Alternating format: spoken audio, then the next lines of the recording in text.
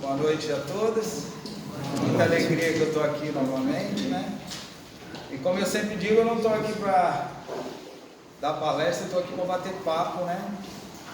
E o Ricardo me ajuda aí, a turma aí, todo mundo me ajudar nessa noite. Nós já falamos dois encontros sobre esse assunto. Hoje, por coincidência, nós vamos falar dos filhos, né? E amanhã é Dia dos Pais. Então, parece que deu certo falar sobre esse tema aí. Eu sempre gosto de começar alinhando com as últimas que eu falei, né? Então, só para a gente fazer uma reflexão, o que significa família para você? Um dia que nem amanhã, eu acho que ela tem uma significância grande, né? Então é bom essa reflexão no dia de hoje. A família é importante?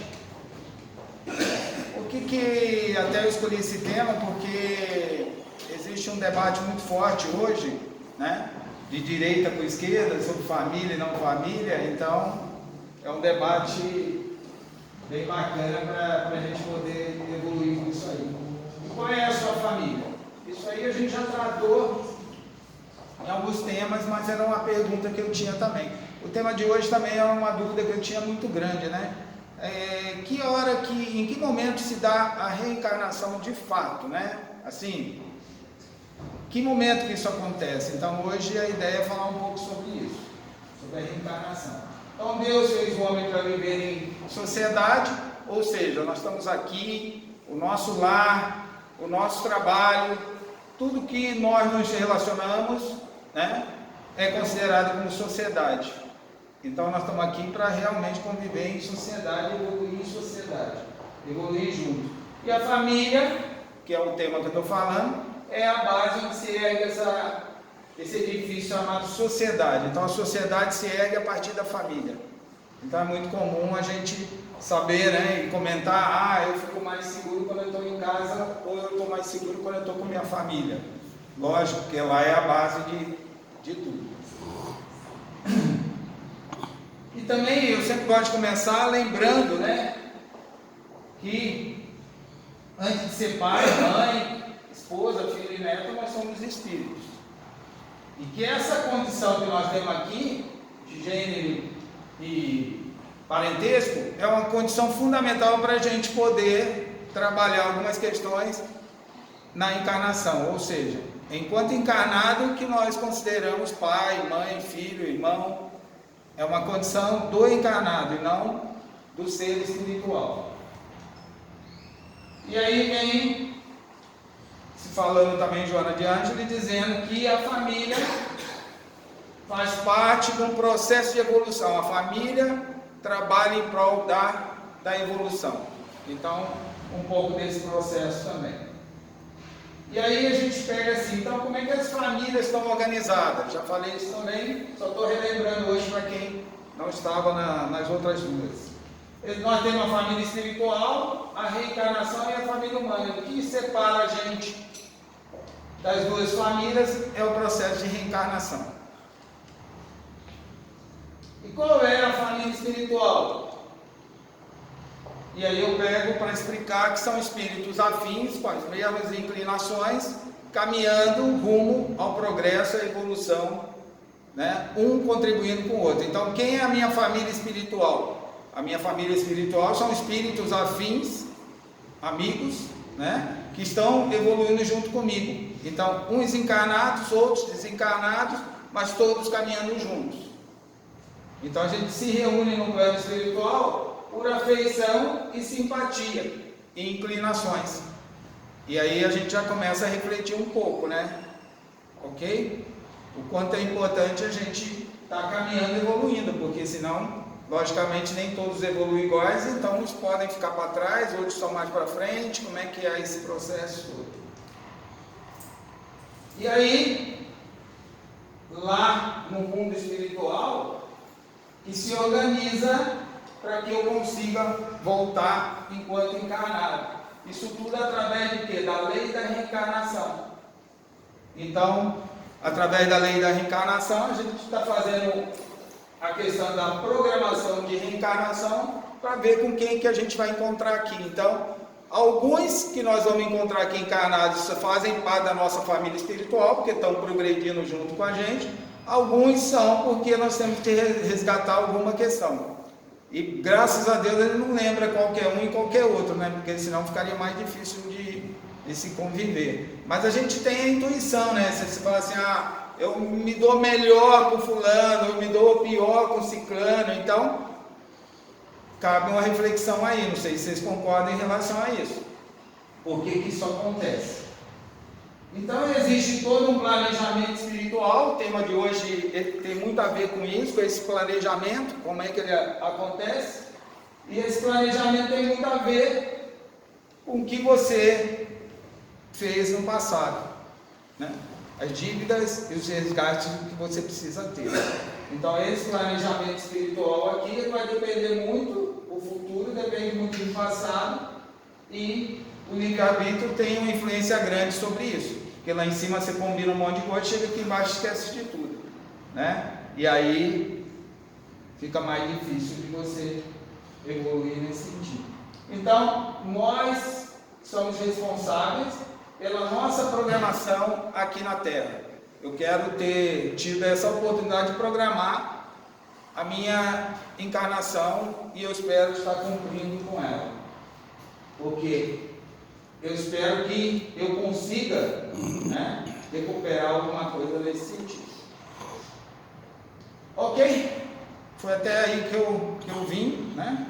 E agora nós vamos evoluir um pouco aqui nesse sentido. Família humana, e a ideia hoje é falar um pouco sobre filhos.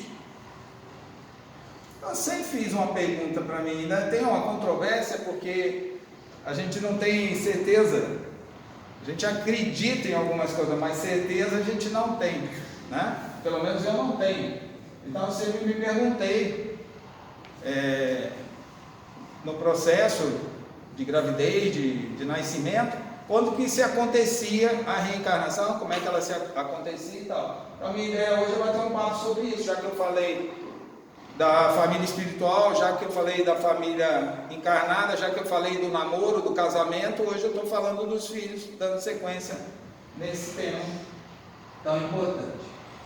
Primeira coisa, eu queria buscar então, ainda mais agora, né? Amanhã sendo o dia dos pais, lógico que a gente está falando aqui divisão de pais e mães, mas a responsabilidade é igual.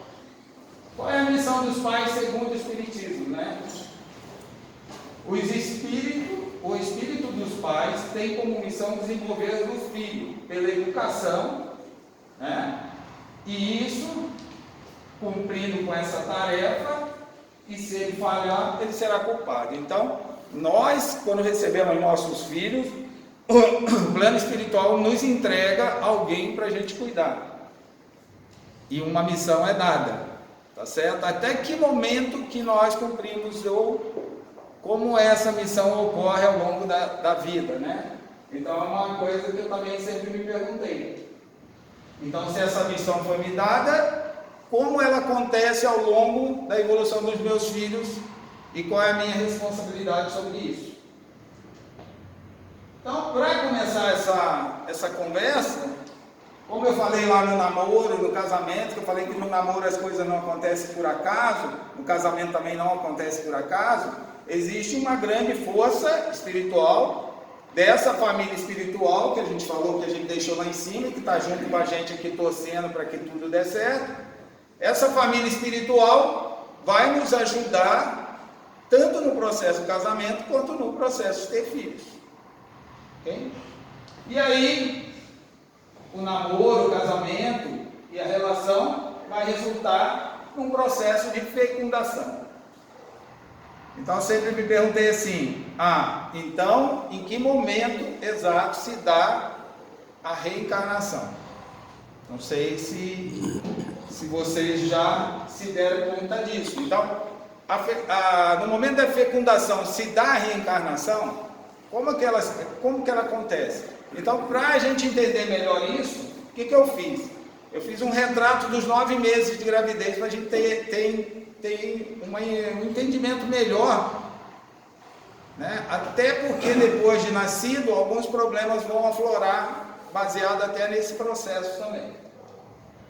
Então, no primeiro mês, já quando acontece a fecundação, já existe uma ligação do espírito com o feto que ali existe. Então, existem vários relatos em alguns livros que mesmo antes de encarnar, o casal está lá em casa e tudo, aquele espírito que vai reencarnar com aquele casal já começa a conviver do cotidiano daquela família, mesmo antes de acontecer a fecundação. Todo mundo ok? Significa o seguinte, ele já fica ali, já tem um plano espiritual, todo mundo fazendo com que a coisa dê certo, que aconteça, estudando qual é o melhor momento, tudo isso estava onde? Então eu acredito, vou me retratar aqui, se vocês me permitem, né? Eu acredito que eu desencarnado lá no plano espiritual, fiz parte do meu plano reencarnatório, meus pais estavam aqui, e eu vim, antes de reencarnar, vim fazer parte, já conhecer a família, já conhecer as coisas, já me fazendo parte daquele ambiente. Por isso, por que eu estou falando isso? Existe uma responsabilidade muito grande de nós encarnados com essa questão. Por isso que o Espiritismo não aceita em hipótese nenhuma o aborto e outros temas que são polêmicos, muito polêmicos dentro do Espiritismo. Tá certo? E ali, naquele momento da fecundação, esse espírito que estava do lado, ok? É ligado por um fio nesse óvulo que foi fecundado, ok? Naquele instante acontece a ligação e ele já começa a ficar. Ele não vai encarnar naquela hora, mas ele está ligado naquela hora. Tudo bem? É como uma injeção que você vai aplicando aos poucos, o líquido vem entrando aos poucos. Isso. O nosso espírito vem entrando aos poucos. Isso mesmo. Aí esse fio está ligado. É um fio, né? E aí o processo começa a acontecer. No segundo mês, né? O ser reencarnante está ali do lado da mãe, tendo contato com a família, ainda consciente do ponto de vista do plano espiritual. Ele não perdeu a consciência ainda, ok? E já faz parte do dia a dia ali. No terceiro mês, ele começa a sentir, né, um processo de transformação e começa a estar mais ligado e captar a energia da mãe. Começa uma ligação maior, principalmente com a mãe. No quarto mês, ele já está adormecido para o plano espiritual e já fazendo parte do feto que está dentro da mãe. Então, entre o terceiro, quarto e quinto mês, que existe um processo realmente de reencarnação, igual o Ricardo falou, de conexão total do espírito com o novo ser que vai nascer. E aí ele já perde a memória, já é um esquecimento. Então, não sei se vocês entenderam que existe um período que ele não perdeu, né, a memória e acompanhou o casal. E a partir do terceiro mês ele começou a perder a memória. Existe, não cabe aqui hoje uma explicação, mas existe todo um processo de compressão, né, do perispírito, para que caiba, lógico, num feto bem pequeno, né? Alguns relatam que é um processo bem traumático, assim, do ponto de vista para o espírito, mas esse não é o caso. No quinto mês, então, já encerrou, ele já perdeu a memória e já está junto lá com a barriga da mãe. E aí o processo já está consolidado.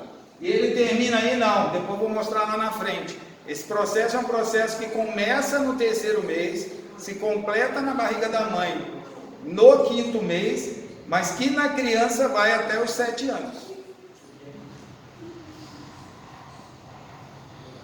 O sexto mês já começa a ter... já está completamente, no sétimo já começa a sentir fome, dor, já começa a passar por um processo já de preparação, vamos dizer assim. Já tem sono, já tem alegria, já tem tristeza, já se movimenta. Então o movimento a gente vai perceber com a mãe grávida a partir daí. No 8º mês, o estado mental dos pais tem uma influência muito grande sobre o espírito, muito grande. Então, se o casal briga, o bebê percebe dentro da barriga. Se o casal está em harmonia, o bebê percebe dentro da barriga. Ele já começa a identificar uma série de coisas. E aí, no 9º mês, ele vai vir à vida. Tá? Então, esse é o processo. Então, Deus entrega, o plano espiritual entrega um filho a você em que momento? É difícil até precisar. Ele vem ao mundo com 9 meses, e ali o fato se concretizou, e a partir dali você tem total responsabilidade. Mas esse processo aconteceu muito antes, e você já tem parte de responsabilidade no processo desde o início. Então, o ambiente familiar, né, no qual o espírito vai ser recepcionado, tem uma influência muito grande, né, na missão que ele veio realizar. Por isso que a gente fica muito preocupado com os primeiros meses do bebê, porque ele está ainda se adaptando ao mundo, né, material e tudo mais. Então a gente precisa manter um ambiente bem, com energia boa, né, com fluidos bons e tudo mais, que é extremamente importante que isso aconteça. Qual é a importância, então, já que o bebê nasceu, da infância segundo o Espiritismo, segundo a visão espírita? Então, acompanhando lá o processo de reencarnação, o bebê nasceu, e agora vamos tentar falar um pouco sobre isso. Olha só que interessante, que é mais uma coisa também que explica algumas das coisas que a gente vê no cotidiano de uma criança, por exemplo. Eu vou tentar correlacionar. A reencarnação tem início no momento da fecundação, porque é ali que ele vai se colar a matéria. Mas o processo em si, ele vai até os 7 anos. Olha que coisa interessante. Então, vamos pegar aqui, vou dar algumas explicações que eu acredito, né? Não estou pedindo para que vocês acreditem, né? Por que às vezes a criança, quando é pequena, o controle motor dela é mais estabanado? Porque o espírito está se adaptando ainda àquele corpo. Ele não tem ainda força na mão, ele não tem habilidade nos movimentos, segurança. Então você vê vários resultados físicos que comprovam, né, que o espírito está se adaptando ao corpo. E aí, quando que isso termina? Segundo a visão de alguns autores, a partir dos 7 anos, a gente pode afirmar que o processo já está consolidado. Nesse período também, elas têm fora nelas uma sensibilidade mediúnica. Eu vou explicar ali na frente algumas outras coisas em relação a isso também. Mas eu achei esse dado bem interessante, eu não sabia, fiquei sabendo mais pesquisando isso, e a gente percebe que, lógico, tem algumas crianças que têm mais habilidade, outras menos, isso não estamos julgando isso, mas o processo é dessa forma. É muito interessante também relatar que enquanto está acontecendo esse processo, o espírito também, a mente dele, parte foi adormecida, mas está dentro lá. Tá certo? O processo de esquecimento, ok? Como esse processo de esquecimento ainda está se consolidando junto com o perispírito versus o corpo, o que acontece? É comum uma criança muito pequena ter flashes de memória da vida passada. E se isso for um fato, isso explica por que a criança tem mais sensibilidade para enxergar algumas coisas que nós adultos não temos. A pureza da alma, ok, é isso também, é um monte de coisa junto.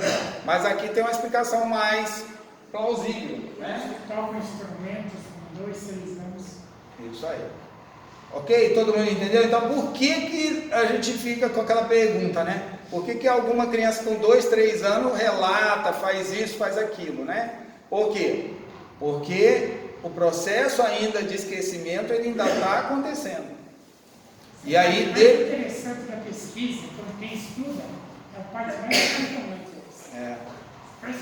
E dependendo como é que fica aflorado ali, do ambiente, de tudo, ele pode até continuar com alguma parte dessas memórias aí em relação a isso. Foi muito interessante quando eu vi isso também. Então, para a gente respeitar, ouvir mais as crianças e entender melhor elas. Tanto do ponto de vista do movimento, até os 7 anos, porque eu não sei vocês, mas na época que eu era pequeno, minha mãe falava assim, né, criança mais estabanada. Não sei se vocês já ouviram falar isso. Hoje em dia não está mais, porque hoje tem tanto direito para a criança que não dá nem a gente como pai para falar alguma coisa assim em público, está arriscado Vocês já eram precisando dedurar a gente, mas antigamente falava criança estabanada, isso e aquilo, né? Então hoje é legal, porque hoje eu entendo, fulano falou que viu a avó, viu isso, viu aquilo. Não sei, sinceramente não sei. Bom, por que o espírito, é outra pergunta, né? Precisa passar pelo estado de infância? Porque o esquecimento que ocorre não é por acaso. Primeiro, para a gente poder encarar. Segundo, para a gente poder cortar algumas coisas, como pai, né? Que estão imbuídos naquele espírito.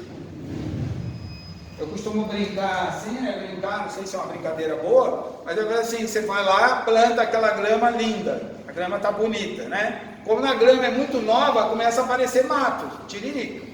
Se você não for lá e tirar a tiririca, o que vai acontecer? Vai crescer mais rápido que a grama.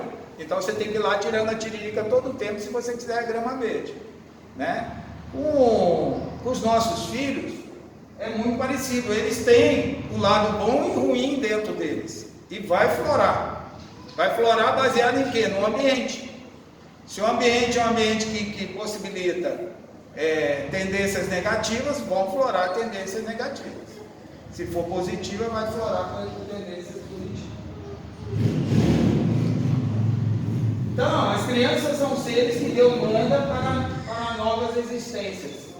O que nós precisamos ter cuidado? As más inclinações são cobertas pelo esquecimento do passado. A palavra está aqui muito clara. São cobertas, né? E aí, o amor, né, a forma que a gente vai recebê-los, a forma que nós vamos tratar, isso aí não vai aflorar mais, vai ficar lá, realmente. Agora, dependendo de como a gente faça, pode ser que isso venha a aflorar. A tendência, as más inclinações, todos nós temos, todos nós temos, tá certo? Só precisamos saber como a gente trata elas. Então, e é na adolescência, veja bem, só na adolescência que vai se caracterizar o caráter real da pessoa. Olha que interessante. Então não adianta você esperar seu filho ter 12 anos para você falar com ele. Você tem que falar com 4, com 5, com 6. Não é? Porque é no período que ele realmente está precisando ouvir. Então a educação se dá o tempo todo. Não é lá na frente, porque lá na frente já não tem mais jeito, né? Ele já tem direito sobre os seus atos. Então, quais os cuidados que a gente teve, né? Qual os cuidados que a gente teve com o filho? A gente vai colher isso aí lá na frente. Então é legal ressaltar que a gente tem muita dificuldade com isso. Eu tenho, né? Eu não sei se vocês têm, mas eu tenho. A hora de dizer não, né? A hora de exercer sua autoridade. Então, queira ou não queira, é um espírito que está ali com tendências positivas e negativas para aflorar. Se você não trabalhar isso como responsável pelo aquele desenvolvimento, vai ficar um assunto mais complexo. Então, exercer o poder e a autoridade é importante, sem confundir com autoritarismo. Então, não é virar um ditador, mas é saber que regras existem e têm que ser cumpridas, porque eles não têm limites, né? Hoje em dia ainda mais. Olha, ó, tá só me ouvindo daqui. Não foi lá fazer a evangelização hoje?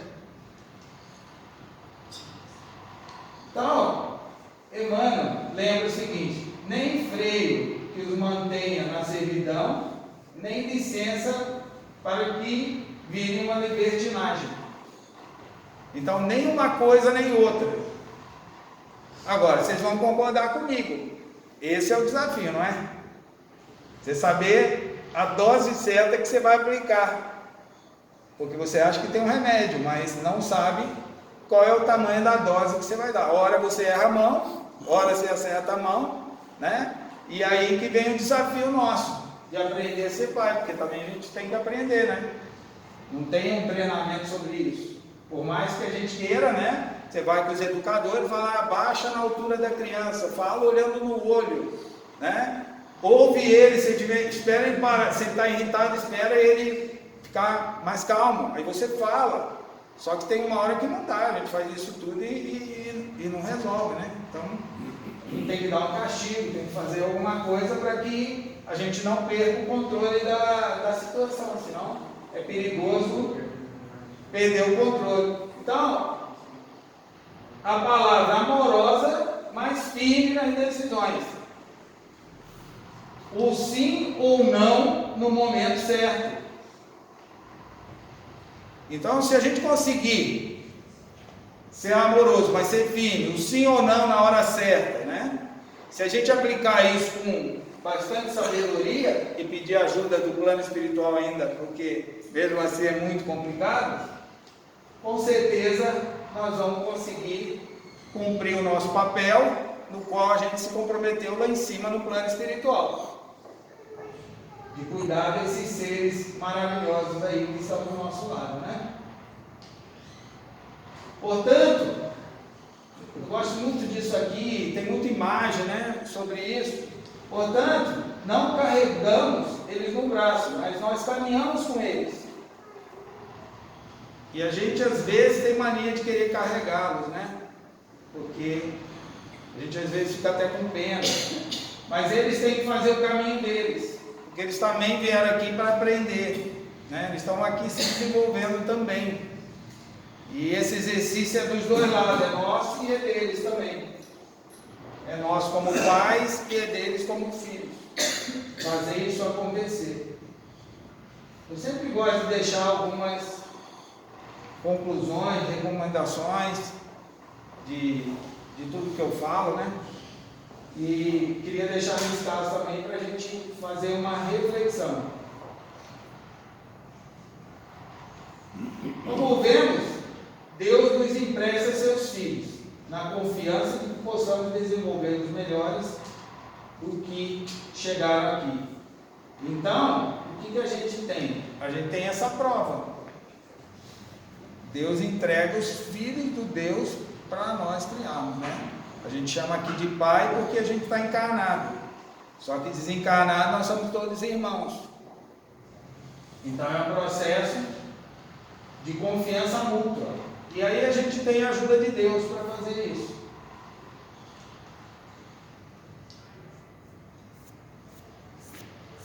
Ninguém, esse é o ditado mais antigo que tem, né? Ninguém recebe um fardo maior do que pode carregar. Então, se a missão foi dada, é porque nós temos condição de cumpri-la. O que nós precisamos ter é a sabedoria, né? A paciência, a tolerância de fazer isso, para que isso aconteça de forma bem equilibrada, bem tranquila. Aí eu pego o Joana de Ângeles aqui para fazer uma reflexão, né? A família é uma escola de bênçãos. O que a família é uma escola de bênçãos? Então, já fazendo um resumo de tudo que eu falei em 3 encontros, porque em um só não dava, né? É muita coisa. É uma escola, por quê? Que todos nós estamos aprendendo junto, caminhando junto, porque todos nós somos imperfeitos. eu falei muito já isso, a gente tem que observar quem está do lado, seja o filho, a esposa, o pai, porque se incomoda é justamente naquele ponto que a gente precisa trabalhar. É uma reflexão de melhoria contínua, né? Se aquilo me incomoda, por que me incomoda? Quem está sendo trabalhado, sou eu ou o outro? Sou eu tenho que sempre olhar para dentro de mim. Porque esse processo, ele vai acontecer. E eu vou ter apoio, né? E eu vou ter inspirações, eu vou ter toda a minha família espiritual que está aí do meu lado, me ajudando a vencer esse desafio. Eu não estou sozinho, de maneira nenhuma. Eu estou amparado por todo o plano espiritual. Outra coisa que para mim ficou muito marcado, muito. Não se vive a família ideal. A gente tem muita... eu, né, tinha no passado, sempre achava que existe uma família perfeita, existe a família ideal, a família do outro é melhor do que a nossa, né? E não existe isso. Isso aí é uma ilusão que foi criada, né? Ou é uma desculpa para o nosso subconsciente para justificar algumas coisas que acontecem com a gente. Então não existe família ideal, existe a família necessária, que é a que você tem. Essa é a família necessária para o seu processo de evolução. É nela que você vai progredir. Então não adianta você fugir dela, né? Porque você mesmo escolheu estar com ela. Então é nessa família que você vai progredir. Tudo que eu estou colocando aqui, não sei se vocês estão percebendo, ou Joana de Ângeles, né? Ou do livro dos Espíritos. Então está tudo baseado nesses conhecimentos. Renascemos na família que a gente acha, eu acredito, que eu mesmo programei, eu mesmo lá no plano espiritual escolhi. Espero ter tido essa felicidade de ter programado. Então, se eu escolhi a família que eu estou, e se hoje encarnado eu acho que não é a família ideal, alguma coisa eu preciso aprender dessa lição. Então, é através do plano reencarnatório que vão acontecer as famílias. E aí vai as dicasinhas de ouro, né? Primeiro, dentro do lar, com a família, tolerância. Precisamos ter muita tolerância. Essa é uma palavrinha importantíssima, porque é nela que a gente vai começar a melhorar um pouco. Ponderação. Está acontecendo alguma coisa? Toda vez eu falo a mesma coisa, quando eu tenho oportunidade de vir aqui falar. Se está acontecendo alguma coisa, para e pensa. Porque quem é o verdadeiro espírita, ele tem a convicção que só acontece na vida dele aquilo que é melhor para a sua evolução. Então, se está acontecendo alguma coisa, precisa ser ponderado, porque aquilo que está acontecendo é o melhor que pode acontecer para você.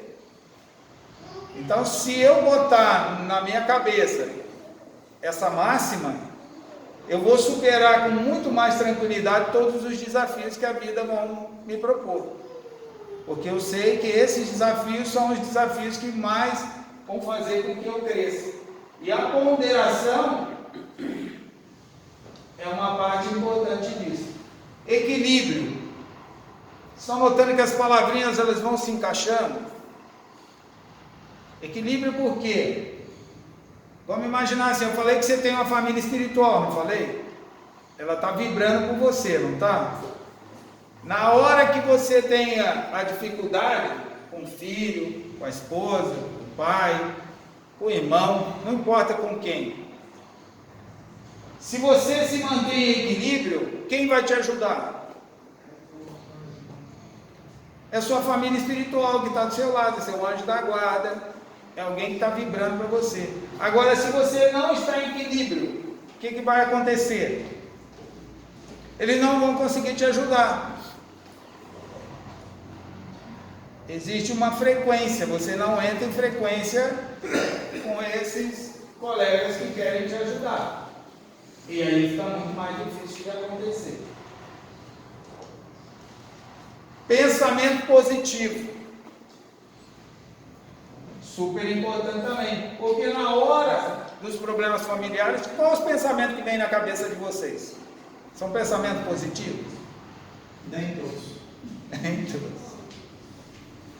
Sabe por quê? A gente diz o meu filho mais velho, ele diz assim, que nós, ser humano, também temos uma tendência de proteção.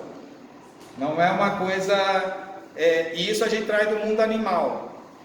É o instinto de autodefesa do ser humano, que de tudo não é tão ruim. Porque é através dele que a gente não põe a mão no fogo, que a gente não faz algumas besteiras, porque isso é mais rápido e mais dinâmico que qualquer coisa.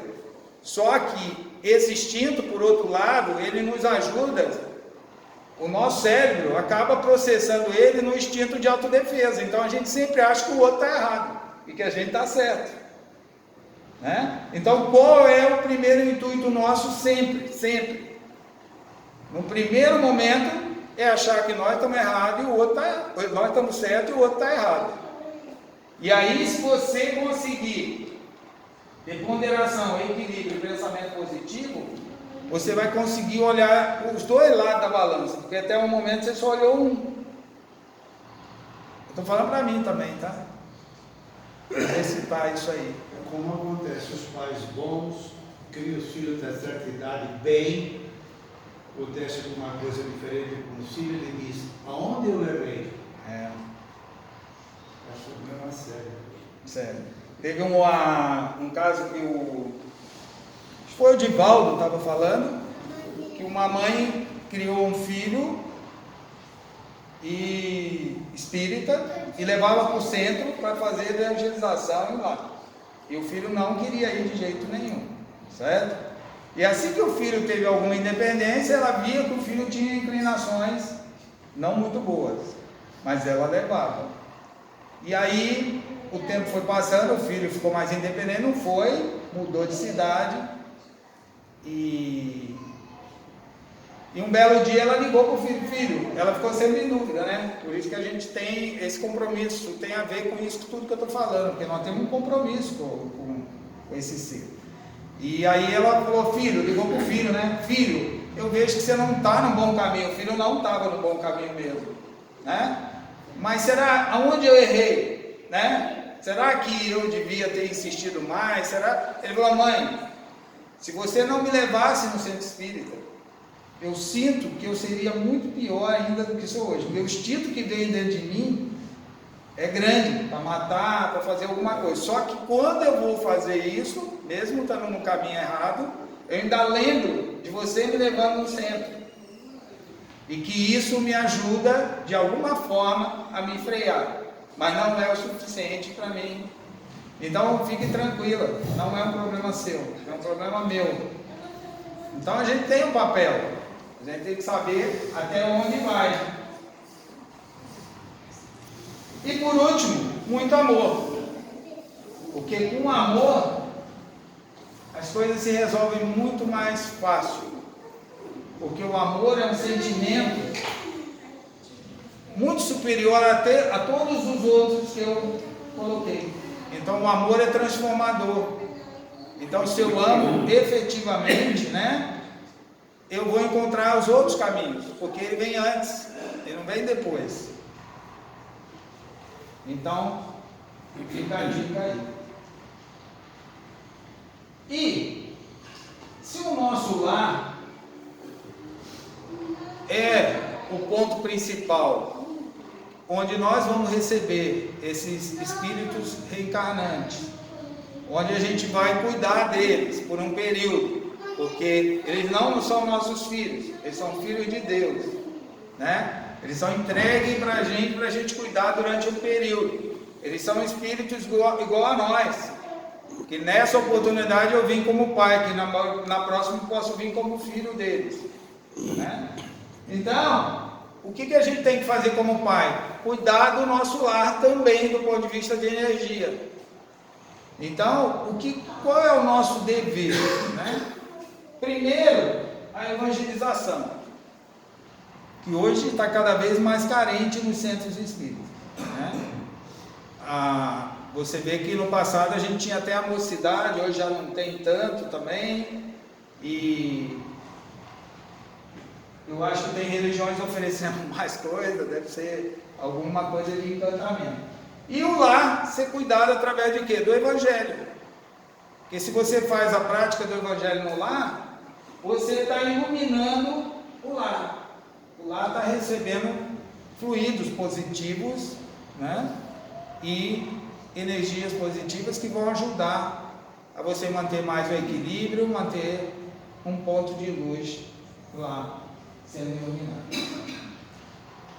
Ficou alguma dúvida aí, pessoal, desses 3 assuntos? Eu não sei se você já falou sobre o livro Missionário da Luz. Ainda não. O livro Missionário da Luz tem um trabalho de uma reencarnação.